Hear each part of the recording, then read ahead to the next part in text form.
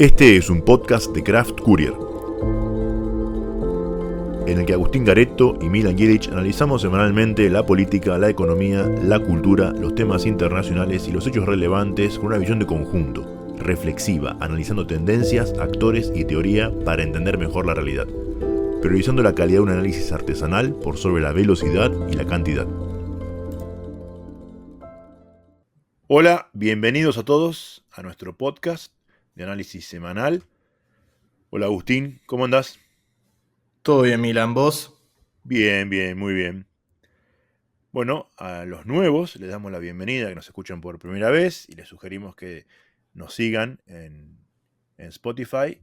Y a los oyentes de siempre les agradecemos y les sugerimos que hagan comentarios, si quieren, a este episodio. Lo pueden hacer en la caja que está debajo, para que tengamos feedback y podamos conocer cuáles son las impresiones que tienen de esto que hacemos.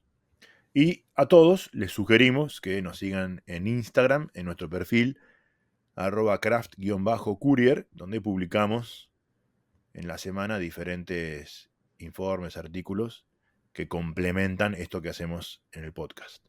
Bueno, Agustín, ¿cuál es el título que tenemos para el episodio de hoy?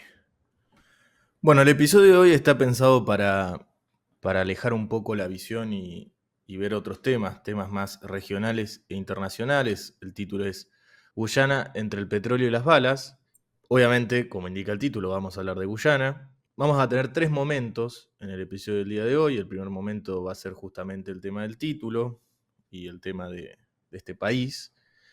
El segundo momento vamos a hablar de algo que sucedió la semana pasada en Rusia con el atentado que se adjudicó el Estado Islámico o ISIS. Y el tercer momento, ya al final, vamos a hablar de temas que sucedieron en la semana en Argentina. Arrancamos con el primer tema de Guyana. Más o menos voy a hacer una introducción para ubicarse, para aquellos que no saben qué es. Guyana es un territorio que se ubica en América del Sur, en el norte de América del Sur, en lo que antes se conocía como las Guayanas, que de izquierda a derecha está Guyana, Surinam y Guayana Francesa. La primera, la que va a ser el tema de hoy, fue una colonia inglesa, Surinam fue una colonia neerlandesa de Países Bajos, y la tercera sigue siendo una colonia francesa. Que de hecho es la frontera más larga que tiene Francia con otro país, que es con Brasil. Como dato de color. Sí, sigue siendo, eso me pareció raro, sigue siendo un territorio ultramarítimo, que me llama la atención porque está dentro de un continente, pero bueno, eso es el título que se le da. Sí. Cosas del colonialismo que todavía perduran en el siglo XXI. Que todavía perdura. Bueno, Guyana, que fue una colonia inglesa, comparte frontera al oeste con Venezuela, al sur con Brasil y al este con Surinam, y tiene salida al mar por el norte. Si uno se para en el mapa, a la izquierda de Guyana lo va a tener a Venezuela, abajo lo va a tener a Brasil, a la derecha lo va a tener a Surinam y arriba al mar. Tiene una superficie, es un país relativamente chico, tiene una superficie de casi 215.000 kilómetros cuadrados. Más o menos como la mitad de la provincia de Buenos Aires. Claro, 10.000 kilómetros menos que Chubut, Mira, por bien. ejemplo. Y tiene una población algo aproximadamente de 800.000 personas, 805.000 si mal no me equivoco. Y si bien cuenta con varios problemas que vamos a hablar, tiene 2 conflictos en la cuestión del territorio.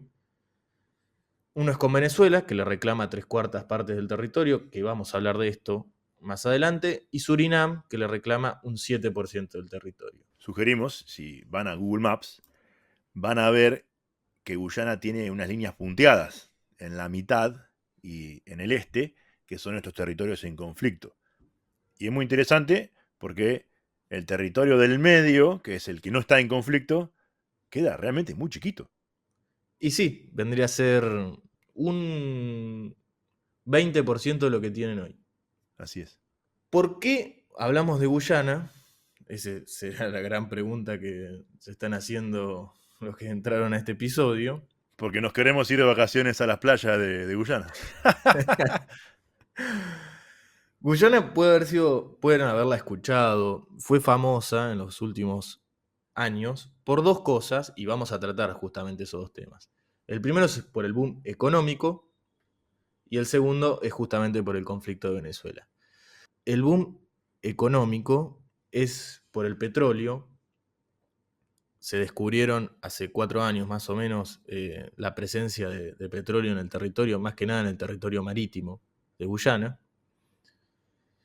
Y es un país, para quienes no lo conocen, que voy a tomarme la licencia de decir esto, que puede ser que tenía una economía similar e índices sociales a un país caribeño.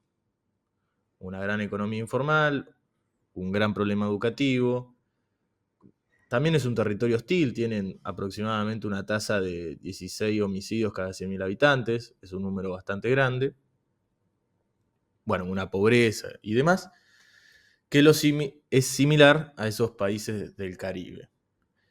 Pero el boom económico hizo que, por ejemplo, el PBI per cápita en el 2012 era de $5.460 y en el 2022 $18.200 según datos del Banco Mundial. Tremendo crecimiento. Impresionante.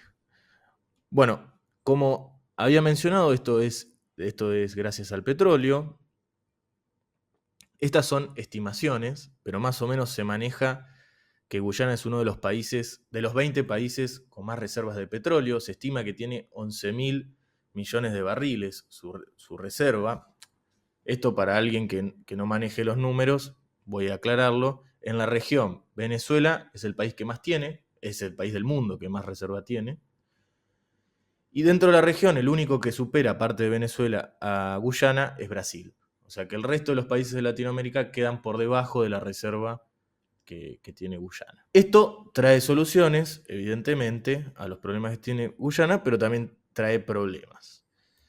Vamos más que nada con las cuestiones internas. Inyectar tanto dinero a un país sin una estructura que lo pueda contener es muy duro. Además, la economía real se encareció por la inyección de dólares, pero a su vez también el giro del dinero dentro de la economía de Guyana no impacta tanto en los nativos, digamos, en los locales. Para dar un ejemplo, es tan precario el sistema educativo de Guyana que no tienen los obreros cualificados que necesitan las petroleras. Por eso la gran cantidad de trabajadores son extranjeros, que la misma petrolera financia. Este es un gran desafío que yo creo que Guyana debería jugar. Es cierto que el FMI relativiza todo esto, dice que no es tan así, que no hay un problema que no se pueda solucionar. También es cierto que desde el Estado y las petroleras se está invirtiendo poco en lo que es infraestructura y educación. Esperemos que esto lo puedan revertir de alguna forma. ¿Cuáles son las petroleras que están trabajando en la zona? Actualmente está ExxonMobil de Estados Unidos, también hay una china, la China National Offshore Oil Corporation y una nacional de Guyana. Pero ahora en el 2023, a fines de 2023, también dejaron entrar a otras, y después te lo voy a mencionar. Dale.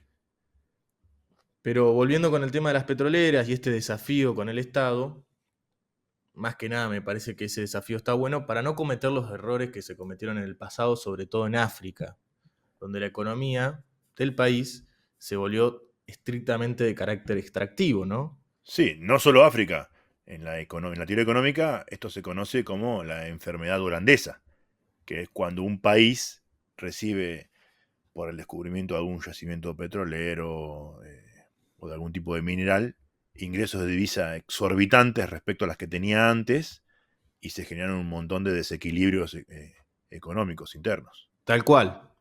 Por eso me parece que justamente el Estado de Guyana, al igual que las petroleras, deberían tratar de no cometer esos errores que se cometieron en el pasado y que generaron que haya países de África que sinceramente o no se solucionaron los problemas o lo posterior fue peor que lo anterior. Cuando preparábamos el episodio, yo te decía que el caso de Guyana me hace acordar mucho a Guinea Ecuatorial, un Ujú. país bastante pequeño dentro de África, pero que tiene un montón de reservas de petróleo y de gas, que por su tamaño hace que sea importantísima las reservas y bueno, es una dictadura. Recordemos, creo que fue el gobierno de Cristina Kirchner que vino el presidente de Guinea Ecuatorial y ella en la primera recepción en vivo le empezó a enrostrar un montón de cosas de los derechos humanos.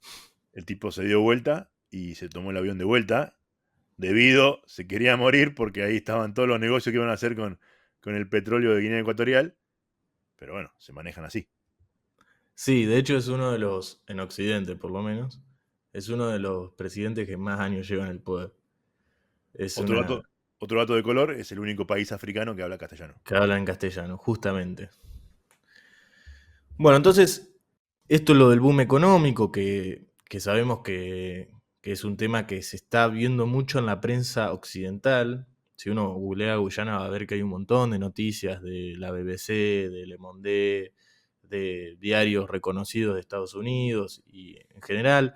También, esto lo voy a lo voy a adelantar un poco. Por ejemplo, Pablo Guedes, que es el ministro de Economía de Brasil, está bastante interesado en la cuestión de Guyana, ha llegado a decir que era la Dubái de Sudamérica y me gustó porque un nativo respondió a esto, sí, por los precios. Déjame hacer un apartado ahí y respecto ahora que nos estamos adentrando en temas de relaciones internacionales, decís que Brasil se muestra interesado. Brasil se está mostrando interesado por relacionarse con todo el mundo. Esto es algo que hablamos varias veces en más de un capítulo, ¿no? De cómo Argentina debe asociarse a Brasil para insertarse mejor en el mundo, como socio estratégico, como compañero, partner, ¿no? De la inserción en el mundo, porque Brasil no espera. Solos están haciendo, no sé si viste que en estos días salió una foto de Lula con Macron, el presidente de Francia, abrazados, parecían que la imagen de Titanic. Este, y están haciendo relaciones con todos. O sea, y por supuesto con un país con el que tienen frontera, sin duda que van a poner el ojo ahí. Tal cual. Sí, es un tema muy interesante en la región, lo de Guyana. Yo creo que hay varios países que están poniendo el ojo, sobre todo Estados Unidos y Brasil, los de la región, ¿no? Pero, evidentemente, también el problema que trae el tema de Guyana y por lo cual se pudo hacer famoso es por su conflicto con Venezuela. Porque el descubrimiento del petróleo trajo como correlato el aumento o la intensificación del conflicto entre ambos. Acá hay que hacer una aclaración porque muchas veces se reducen los conflictos a un espacio temporal que relativiza los conflictos o que sacan conclusiones apresuradas. Venezuela reclama, como hemos dicho, 3/4 del territorio guyanés, y esto se remonta al momento revolucionario independentista americano de la primera mitad del siglo XIX, allá por los 1800, las segunda, tercera década de 1800, porque cuando Venezuela se independizó, se creó eso, Venezuela no existía como tal, claramente, Era la Gran Colombia. la Gran Colombia, tal cual, gobernada por Simón Bolívar. Y el territorio de la Gran Colombia correspondía a lo que actualmente conocemos como Ecuador, Colombia, Venezuela y esta parte que se conoce como Guayana Esequibo. Y creo que Panamá también, ¿eh? Puede ser que el norte de Panamá también. Territorios que antes estaban bajo la dominación de la corona española, claramente. La justificación de Venezuela es sobre esa base de que el territorio guyanés es herencia de la corona española y a su vez también es herencia de la Gran Colombia. Una justificación que se utilizó mucho en las divisiones de la independencia en toda América. Correcto. Ahora, este territorio reclamado guyanés era muy hostil porque también estaba siendo ocupado por los británicos en su momento. Como hemos dicho al principio, era una colonia británica. Por ende, el conflicto sobre este territorio es de antaño, pero el descubrimiento de petróleo y la situación social, política y económica del régimen chavista lo intensificó.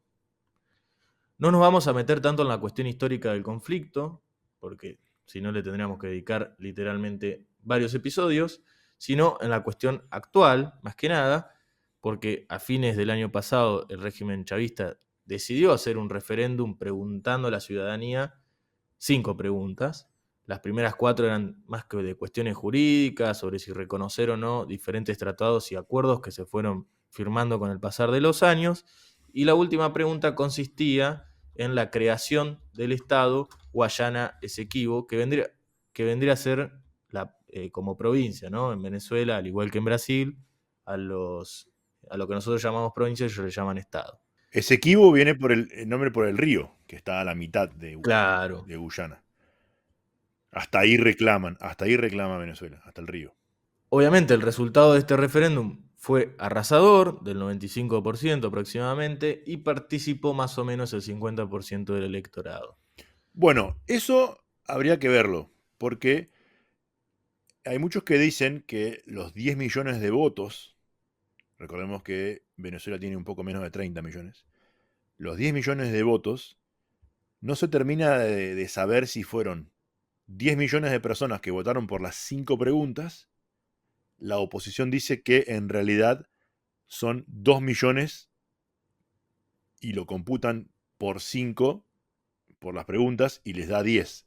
Han pedido informaciones diferentes veedores internacionales y el Estado venezolano no responde si son 2 o 10 los que votaron. Solo dicen 10 millones de votos. De votos, No de de votos personas. totales. Claro. Es una cuestión de los votos totales porque las preguntas fueron respondidas de manera individual, no era que... Iban en tarjetas separadas. Claro, iban todas separadas. Correcto.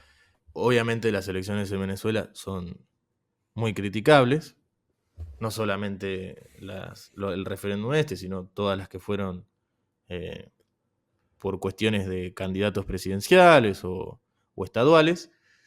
Ahora, este referéndum me hace recordar, salvando las distancias, pero me hace recordar al Anschluss, que es el referéndum del régimen nazi, cuando se le preguntó a los austríacos si... Eso es muy gracioso, creo que lo hemos dicho en un episodio, googleenlo para buscar cómo era ese referéndum, porque en grande le preguntaban si lo querían a Hitler y en chiquito decía si aceptaban ser anexados por el territorio o sea, el territorio austríaco. Y el sí era enorme y el no era chiquito. Y aparte también había algo en la cuestión, bueno, si aceptás esto, sos patriota y etcétera. Y me hace acordar mucho a eso, es otro dato de color. Siguiendo con el tema del referendo, el pasado viernes 21 de marzo el Parlamento venezolano creó la ley donde establece la creación de este Estado Guayana Esequibo. Y a esto, en cuestiones de conflicto, se le sumó la visita el día anterior del director de la CIA a Guyana, justamente. Ahora vamos a entrar en esta cuestión de la escalada del conflicto. ¿Le conviene? Es una gran pregunta. ¿Le conviene ir a la guerra a Venezuela? Y acá podemos hacernos un montón de preguntas. Creo que la primera es, ¿quién financiará a Venezuela en la guerra? Porque para toda acción, y aún bélica, se necesitan recursos. No sabemos si Venezuela está en condiciones de financiarla, por ende necesitará recursos de algún aliado. Y acá lo primero que uno piensa es, bueno, Rusia, Irán y China, pero Rusia está con graves problemas, que los mencionaremos luego, Irán también, y China no es de involucrarse directamente en enfrentamientos armados, excepto con territorios que reclama para sí, como en el caso de Hong Kong y de Taiwán. Y yo me hago otra pregunta. ¿Quién saldría en defensa de Guyana? Justamente, ¿por qué? Más allá de alguno de que sea aliado por una diferencia con los aliados de Venezuela, hay que decir que las petroleras son de nacionalidad varias. Por ejemplo, ExxonMobil, que la habíamos mencionado, de bandera norteamericana, también está Hess y Liberty, que son todas de Estados Unidos, la China que mencionamos, la Nacional de Guyana, pero ahora va a comenzar a trabajar una francesa, una de Malasia, otra de Qatar, una de Arabia Saudita y otra de Nigeria. Y como sabemos, las guerras tienen muchos problemas con las cuestiones de los recursos naturales. Entonces, hay un conflicto de intereses que se superponen. Otra pregunta, esto más cuestiones con las guerras en sí, es que si van a la guerra, ¿cuál es su duración? Porque sin querer ver al futuro, el escenario es hostil.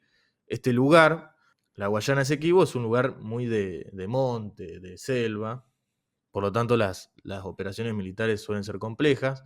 Entonces, evidentemente, si se escala el conflicto, no sería una especie de guerra relámpago a la alemana, que en pocos días controla un territorio, sino que sería una guerra más larga, a lo cual necesitas más plata y recursos humanos. Y esto, bueno, no es barato para el régimen chavista. Otra pregunta, que esto ya va con una cuestión más diplomática, es que si bien podemos suponer, en cierta medida, que se le está dando cierto respiro al régimen venezolano, como que todo coincide de que la apertura del régimen es inevitable en cierto modo.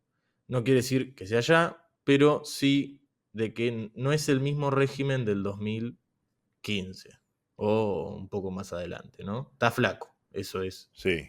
Incluso vos mencionabas elecciones anteriores, ahora viene una dentro de muy poco, totalmente amañada, casi no participa nadie de la oposición, porque no nos dejan participar.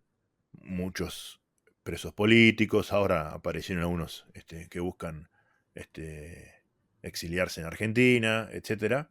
Y probablemente las elecciones se desarrollen de esa manera, pero claramente esto de que el régimen está flaco y que se le dan algunas concesiones al régimen, probablemente puedan llegar a ser una de las últimas elecciones que sucedan de esta manera, porque ya no le queda mucho hilo en el carrete al régimen chavista. Y además está intentando, de alguna manera, hacer ciertos cambios en la Ujú. economía, la utilización del dólar, la reducción de la inflación. Da avisos de que, bueno, no habrá un cambio inmediato, tal vez sea más un cambio a lo Gorbachev. Claro, tal cual. Un proceso en el cual se va desinflando. Bueno, esto es un paréntesis, a Gorbachev siempre se le echa la culpa de haber sido los mismos soviéticos, ¿no? De haber sido el que saboteó a la Unión Soviética, pero uno cuando empieza a ver otros historiadores, medio como que la caída ya era de Maduro, ¿no? Lo que hizo Gorbachev fue, bueno, intentemos que no caiga de un día para el otro. Claro. Ahora, también es cierto que una guerra puede ser el final de un régimen, y obviamente que no es el escenario más deseado. ¿Estará en la madurez de la élite gobernante venezolana si querrá acelerar en sus intereses o reconocer más bien la situación? Acá hay que hacer también la cuestión regional. Habíamos mencionado a Brasil, a Pablo Guedes, pero también lo mencionamos a Lula y las relaciones que tiene muy buena con Guyana, y yo supongo que por un interés económico, ¿no? Seguramente. Entonces me parece que en una cuestión regional, me parece que a Venezuela le están diciendo aflojá o intenta no seguir escalando. Y para descontracturar un poco y ya pasar al otro tema, hay dos presidentes que casualmente se enfrentaron en estos días. Uno es Petro, el presidente de Colombia, que no tuvo mejor idea de decir que la solución al problema de Venezuela y de Guyana es que se deje de extraer petróleo por el impacto ambiental. A ver, creo que a todos bueno, no sé si a todos, pero estamos de acuerdo que el impacto ambiental es un gran problema y demás, y que hay que hacer estudios, pero a ver, decir semejante pavada en este momento creo que es peor que quedarse callado. Sí. Y a su vez, algo que si bien no tiene que ver con este punto de Venezuela, con el conflicto, sí con el tema de las elecciones, lo del presidente Milei, ¿no? Y acá traje una cita de su asesor, entre comillas, histórico, entre preguntas, Tata Joffre, no sé qué función cumple. Bueno, en uno de sus libros, específicamente en Fue Cuba, citó un fragmento novelado de la investigación de Eliseo Álvarez, en su libro que se llama El hombre que engañó a Kennedy, y en aquel fragmento, en teoría, es una conversación entre Rogelio Frigerio, abuelo del actual gobernador de Entre Ríos, y Oscar Camilión, que trabajó en el servicio exterior con Frondizi y después en la última dictadura militar. Y la conversación hace referencia a Frondizi y su intento de intermediar entre Estados Unidos y Cuba, allá en la década del 60. Y Camilión le dice a Rogelio, supuestamente en este fragmento, que Frondizi estaba sufriendo el síndrome de la mosca, que es una enfermedad que ronda a los poderosos y les hace creer que tienen más poder que el real. es este síndrome que tenemos protagonismo permanente de mediar o intentar hacerlo en todos los conflictos. Entonces, yo agarraría esa cita del Tata Joffre y se la estaría dando al presidente de Milei en este momento. Lo tiene al asesor muy al lado, así que lo podría ayudar.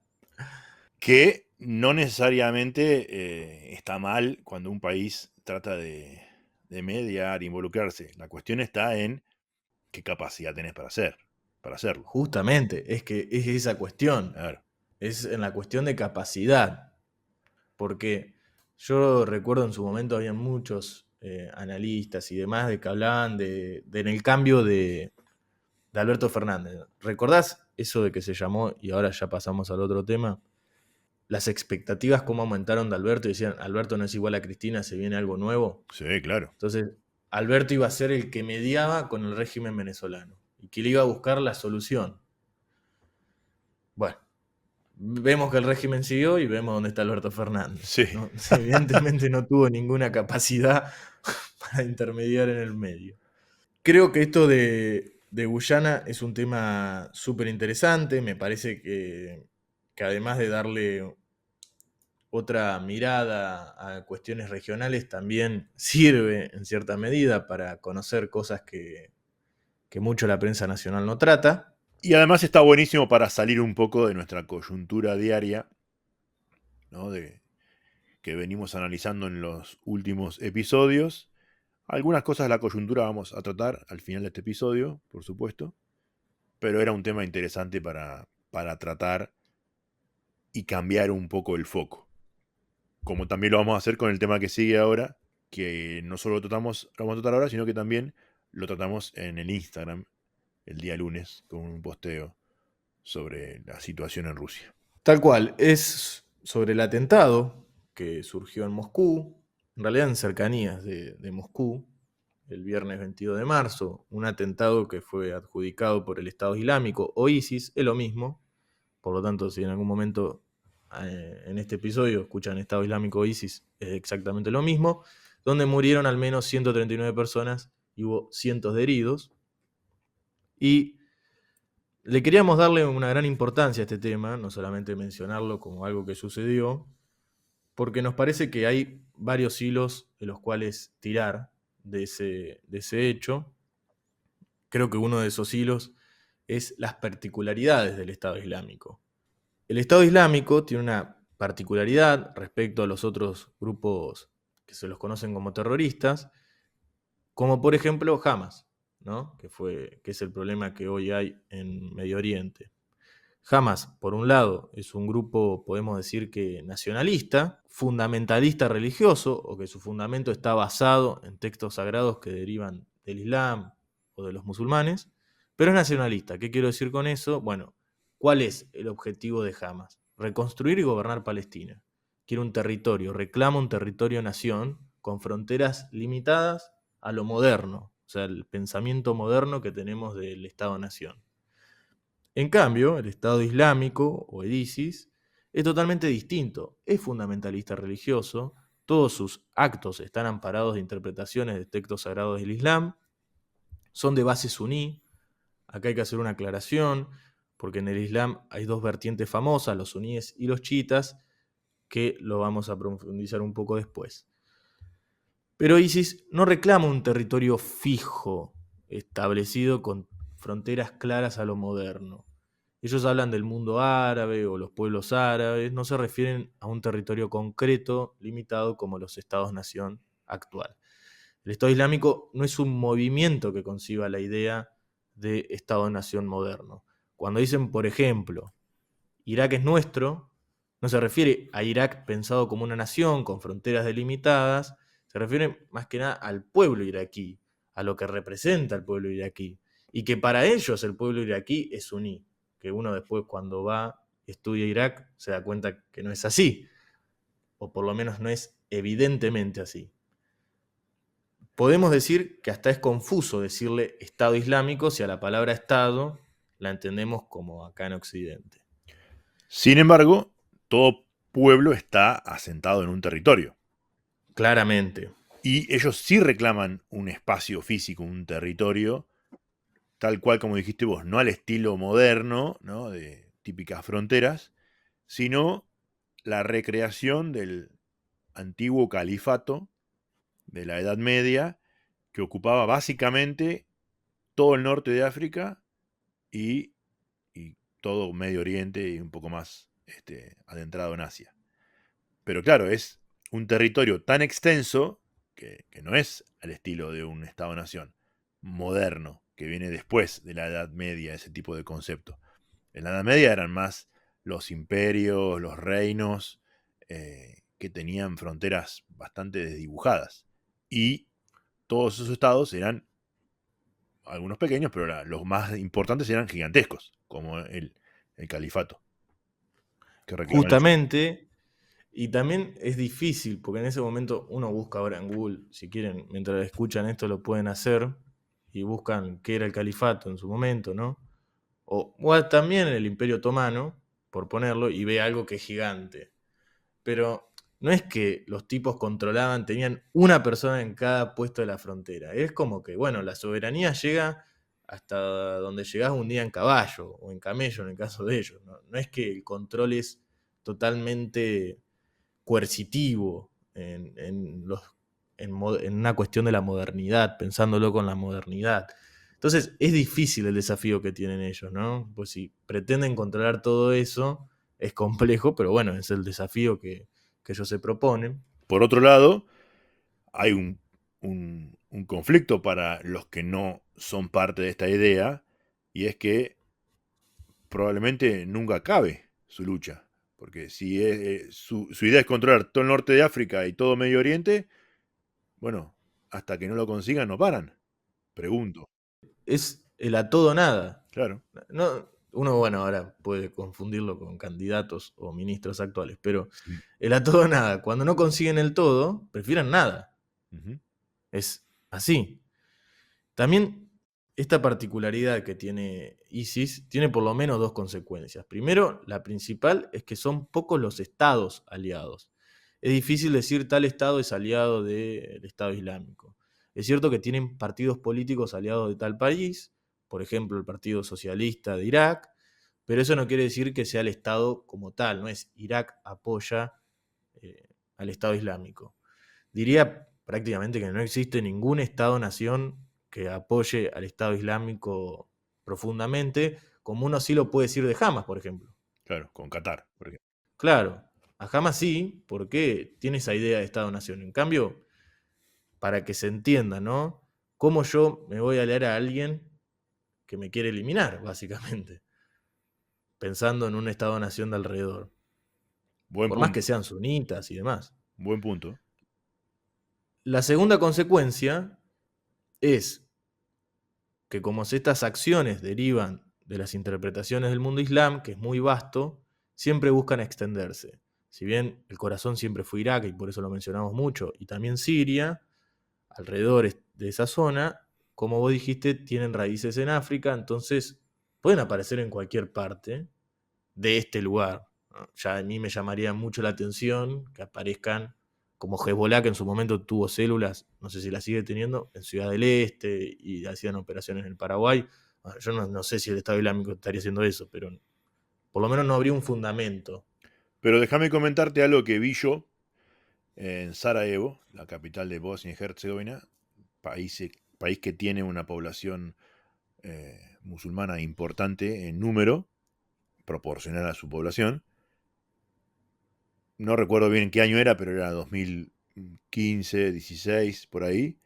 Recuerdo haber visto en las calles carteles y pancartas pegadas en las paredes, eh, llamando a los musulmanes a unirse a la Guerra Santa y Ujú. al ISIS. Sí, Estamos hablando de un país europeo, ¿no? Y que está intentando ingresar en la Unión Europea ahora. Ahí te das cuenta que no tiene límites territoriales. no tiene ningún límite. Nosotros lo habíamos puesto en el posteo, ahora justo lo recordé. El tema también, que lo he escuchado poco en los análisis, o leído, el tema de los Juegos Olímpicos, que son en París ahora, mitad de año. Es difícil la cuestión. Bueno, Francia aumentó su nivel de alerta terrorista justamente por esto. Pero bueno, es algo, creo que la Eurocopa también se juega este año. Sí, Sabemos que ISIS ha atacado Francia en el 2015 justamente en esta circunstancia. cuando preparábamos el episodio hablábamos de los atentados que habían sucedido cuando la Eurocopa fue en Francia en el año 2016 y que se extendieron a Bélgica también, esos ataques. Ujú. En el metro, en lugares públicos, con diferentes acciones, desde camiones atropellando gente a bombas en diferentes lugares. Pero había habido una alerta importante en esos lugares en ese momento. Bueno, ahora, como decís vos, no se menciona mucho, pero claramente cuando buscas encontrás que hay un estado de alerta de qué puede llegar a pasar en París 2024. Ojalá no pase nada y que las medidas de seguridad que están intentando tomar funcionen. Sí, y además, yo lo dije más referido a la prensa. Es obvio que los estados, sobre todo los europeos, están al tanto de esto, o eso quiero creer. Pero bueno, me llamó mucho la cuestión de la prensa y más que nada la prensa, esta, no sé cómo llamarlo, pero esta falta de anticiparse o de estirar un poco la cuestión. Sí, falta de esta hipótesis. Y algo que también me parece muy importante, que esto en la prensa occidental está muy aceitado, pero por ahí no llega mucho a la Argentina, más que nada derivado por la distancia, es el tema de la cuestión religiosa en el Islam, ¿no?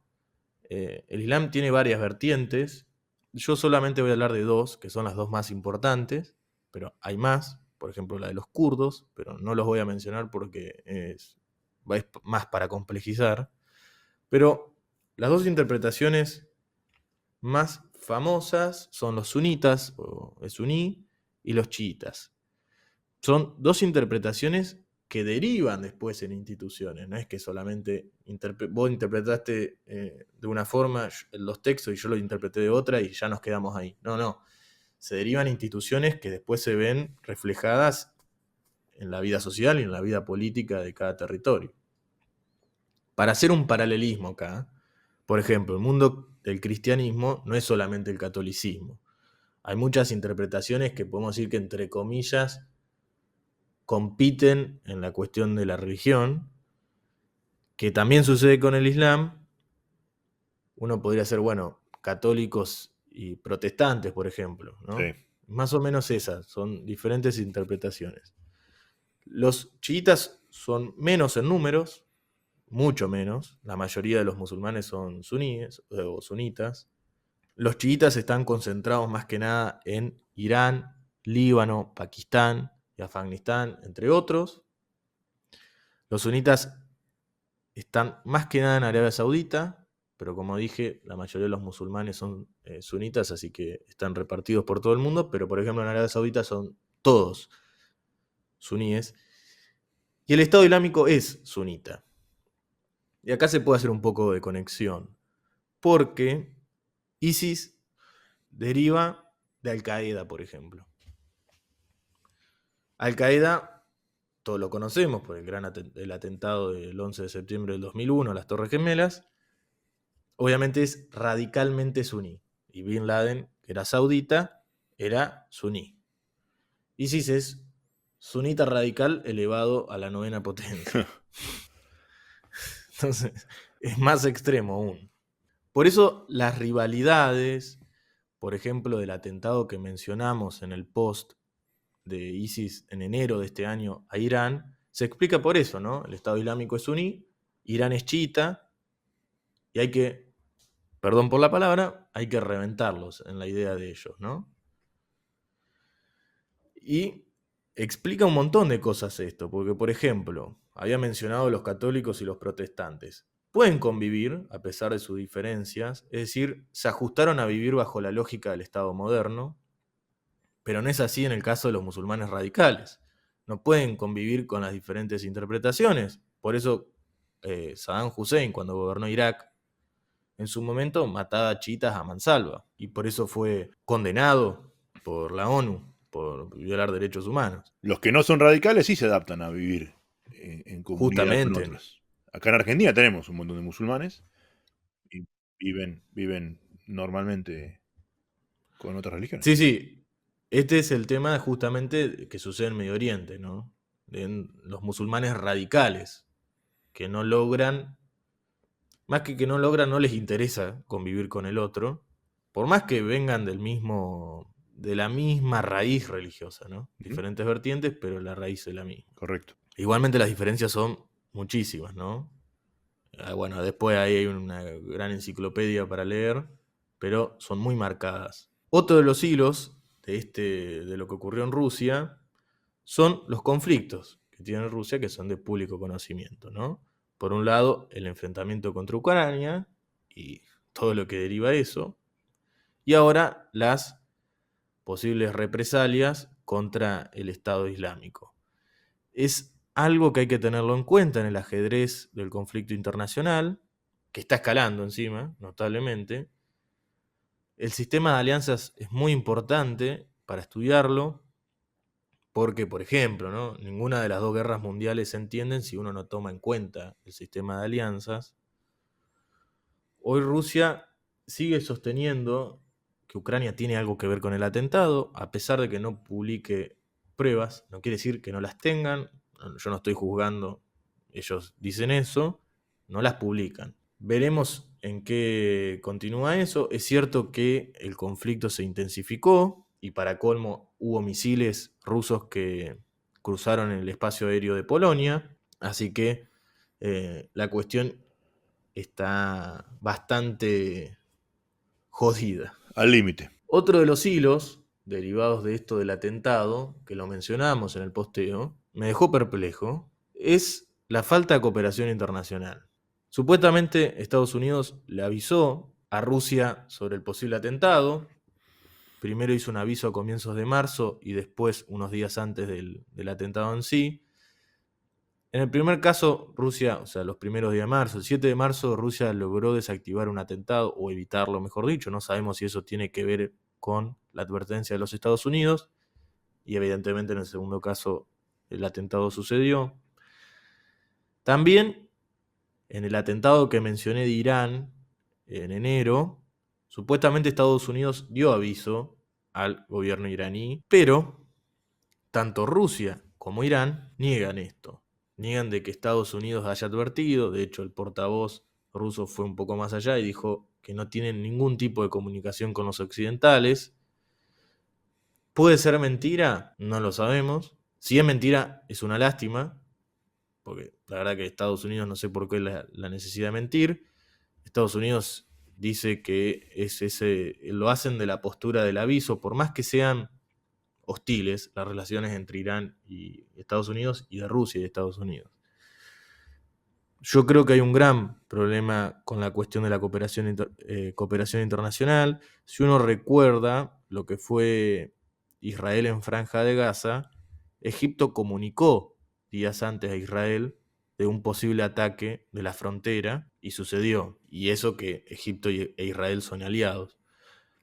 Entonces, veo una especie de que las potencias, por lo menos, hablando en términos de relaciones internacionales, no sé si están desorientadas o en un proceso de una lectura ahí, ¿no? Cierta anarquía, por así decirlo, ¿no? Bueno, hemos mencionado varias veces el tema de la falta de liderazgos fuertes, claros, que tengan claridad en qué desarrollar como política pública. Puede ser que tenga que ver con eso, ¿no? Entre la falta de liderazgos claros y de norte en las políticas públicas, que no haya cooperación y que no haya entendimiento. Puede ser uno de los factores. Puede ser claramente uno de los factores. Lamentablemente, a mi criterio, este aspecto que se está viendo mucho, que está creciendo en Estados Unidos es una potencia, o sea, lo tenés que reconocer, te guste o no, esta especie de relacionismo de Estados Unidos que se puede dar, a uno dicen con la victoria de Trump, pero capaz que no gana Trump y se da el relacionismo igual, que bueno, puede no ayudar a esta cooperación internacional. El Estado Islámico es uno de estos elementos, ¿no? De alguien que quiere comerle las raíces al Estado-Nación. Pero si nos venimos acá a la región, claramente si hay alguien que le quiere comer las raíces al Estado-Nación es el narcotráfico. Entonces, ahí vos necesitas cooperación, en este caso regional, también internacional. A ver, por ejemplo, ¿por qué internacional? Todos estos grupos eh, terroristas o guerrilleros o independentistas o como se lo quieran llamar, que surgieron en Medio Oriente, la mayoría de sus finanzas, su financiamiento vino derivado del opio, por ejemplo, y de las drogas. Entonces, necesitas cooperación internacional, ni hablar en la cuestión regional de Latinoamérica. Incluso creo que lo hablamos cuando hicimos el episodio con Álvaro Rivadeneira, el invitado de ese momento, de ese episodio, que, bueno, él es ecuatoriano, creo que lo hablábamos con él, como la lucha en Colombia en contra del narcotráfico había expulsado a ciertos grupos, cárteles, a Ecuador, a Venezuela, y entonces se transnacionalizó el mercado, el negocio. Y Brasil, lo vemos en Argentina, ¿no? Las, las relaciones de los narcos mexicanos con Argentina, de los colombianos con Argentina, trascienden claramente los países. Entonces, si no hay cooperación, muy difícil poder combatirlos. Justamente, el ejemplo también gráfico es Brasil. En el momento donde entra el narcotráfico en Brasil, es cuando se le cierran todos los puertos. En ese momento Pablo Escobar era el más conocido. Cuando Pablo Escobar empieza a recibir la ofensiva y tenía que sacar por algún lado, entró de lleno a Brasil. Hay un analista, ahora no recuerdo quién es el nombre, que dice el fenómeno del dentrífico, ¿no?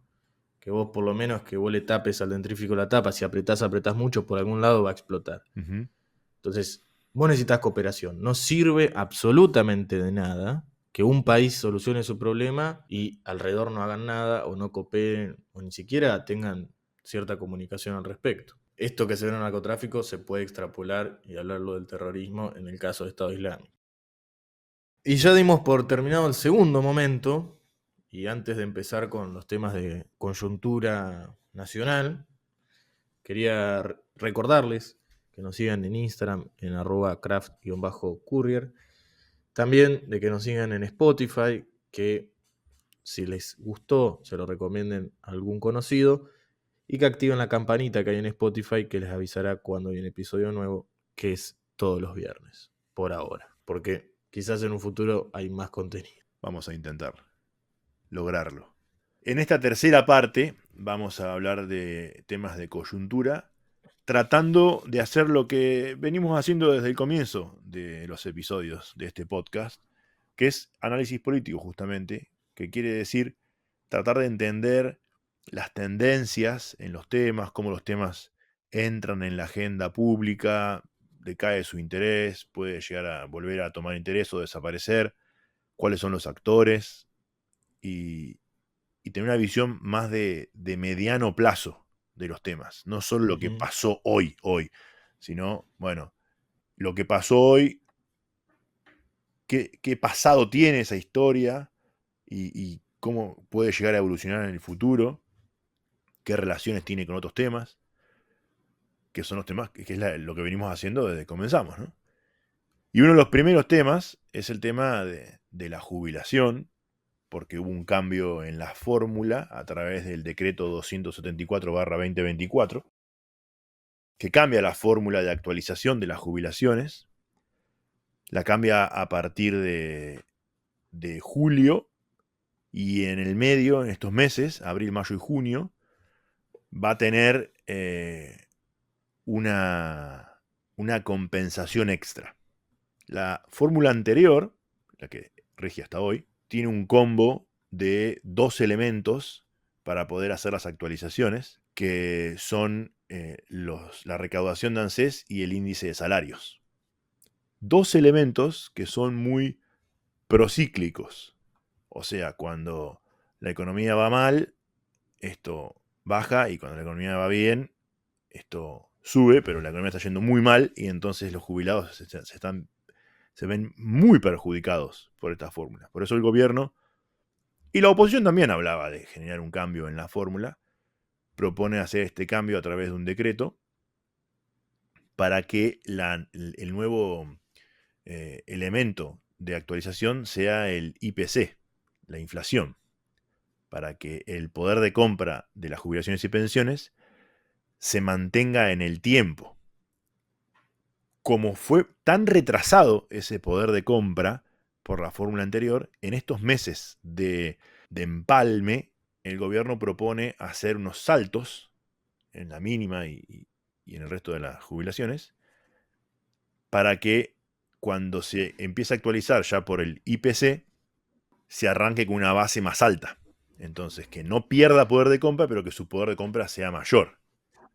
Y hay un esquema de diferentes aumentos en estos próximos meses que probablemente mejoren en algo las jubilaciones y las pensiones. Y que como además va a ser actualizado por inflación, con un retraso de algunos meses, pero por la inflación al fin, y se espera que la inflación baje, o por lo menos esa es la tendencia, al tener ese retraso de algunos meses, las jubilaciones terminen ganándole a la inflación. Veremos si eso se cumple.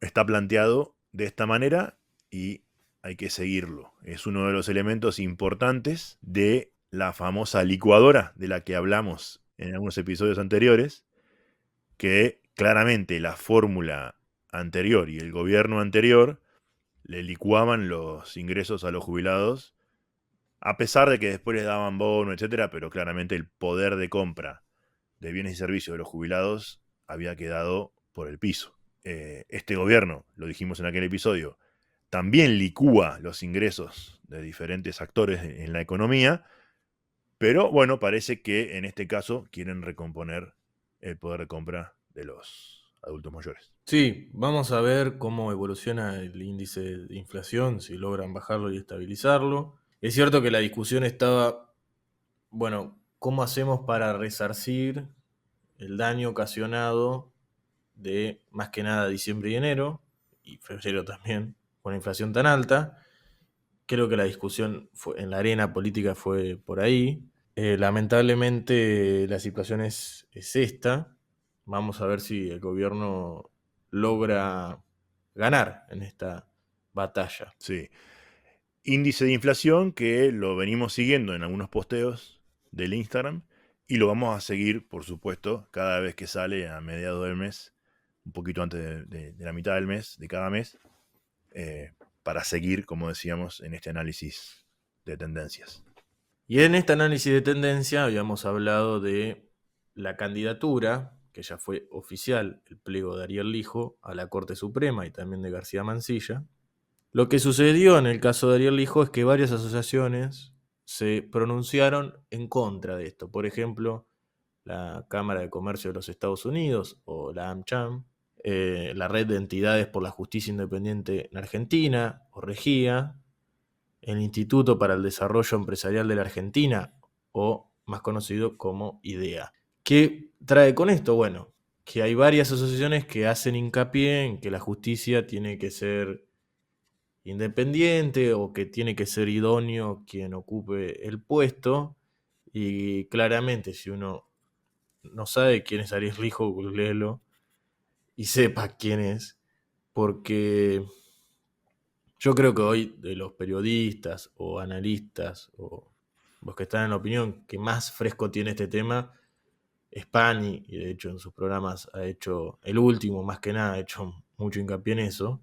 Ahí prendió el ventilador directamente. Prendió el ventilador y también en la columna que larga para La Nación en la semana ha tomado el tema de nuevo, porque claro, es una especie de contradicción que la hemos señalado vastos episodios, muchos episodios, Sí. esas contradicciones, donde se supone que la batalla cultural es en contra de la corrupción de la casta empobrecedora, y bueno, Ariel Lijo claramente es un exponente de eso, y bueno, pero el gobierno decide que lo va a hacer, y de hecho fue oficial la presentación del pliego.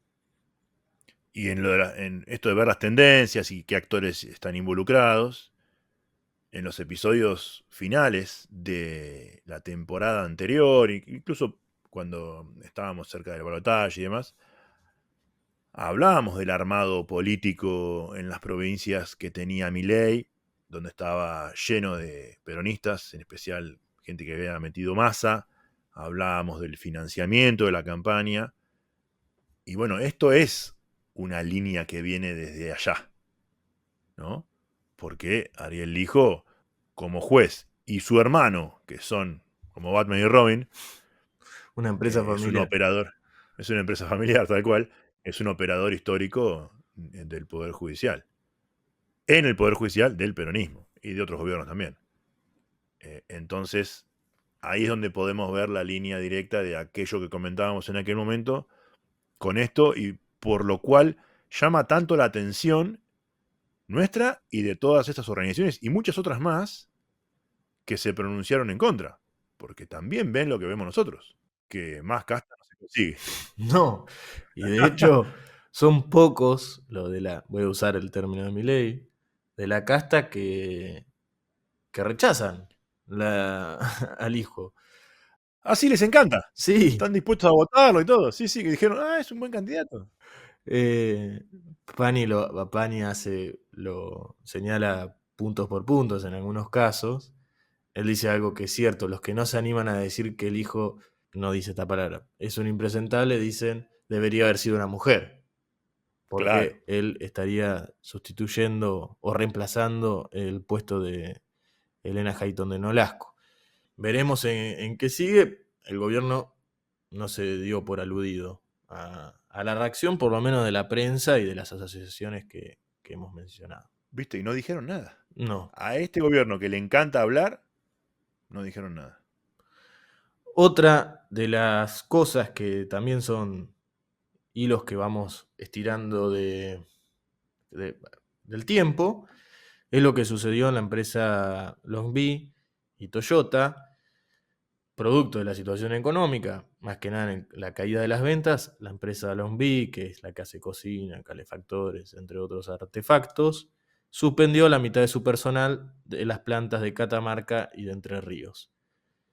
Toyota, por otra parte, abrirá un plan de retiro voluntario para 400 empleados. Aproximadamente Toyota tiene 8.000 empleados hoy. Otra cosa más de la automotriz es que tiene pensado producir un 15% menos de unidades respecto al 2023. Así que la situación que hemos tratado en los últimos episodios se está dando, ¿no? Claro, nuestra preocupación era qué pasa si la recesión se convierte en aumento del desempleo. Y estos son ejemplos de eso, lamentablemente. Tal cual, y después muy difícil en el corto plazo recuperarlos, ¿no? Sí, Eh, muy difícil. Vamos a seguir viendo estos casos. Seguramente hay otras empresas que están en la misma situación. No son las dos únicas. Estos son los que trascendió. Otro de las cosas que trascendieron esta semana fue un titular de Jorge Bergoglio, del Papa, de Francisco, que condenó al narcotráfico en Rosario, pero no solo que lo condenó, diciendo de que está mal, eso sería lo más esperable, sino que también dijo que eso no puede ser que funcione sin una relación con la política y la justicia. Eso deja una punta espectacular para seguir trabajando en episodios futuros en la relación entre la política y el narcotráfico, el financiamiento de las campañas, la acción de la política. Aun si no estuviera en relación con el narcotráfico, la acción, o mejor dicho, la inacción o su mala acción, que ha permitido que el narcotráfico prolifere te diría, todo el territorio nacional, en diferentes grados en diferentes provincias, pero con presencia, hasta te diría, de división del trabajo, ¿no? Ingreso por el norte, producción de algunas cosas en la cadena de producción de la droga en Santa Fe, en Buenos Aires, en Córdoba, venta minorista, exportación, Es en una todos los canales. economía, Sí, es una vasta economía, que claramente, como vos decís, está en todo el territorio argentino. Lo que pasa es que en algunos lados hay violencia, como en el caso de Rosario, más que nada, y en otros casos no. Pero eso no significa que no esté, y no significa que no sea una preocupación, porque me remonto a lo que hemos hablado en el caso de Rusia y la cooperación internacional. El narcotráfico es de esos grandes males que intentan erosionar al Estado moderno, ¿no? Así es. Y como dije entonces, es un tema al que le pondremos un ojo e iremos tratando en mayor o menor profundidad, pero en diferentes episodios futuros. Bueno, Milan, nos vemos el próximo viernes. Nos vemos la semana que viene. Chao, Agustín, y saludamos a todos nuestros oyentes. Gracias por escucharnos. Buen fin de largo. Chao.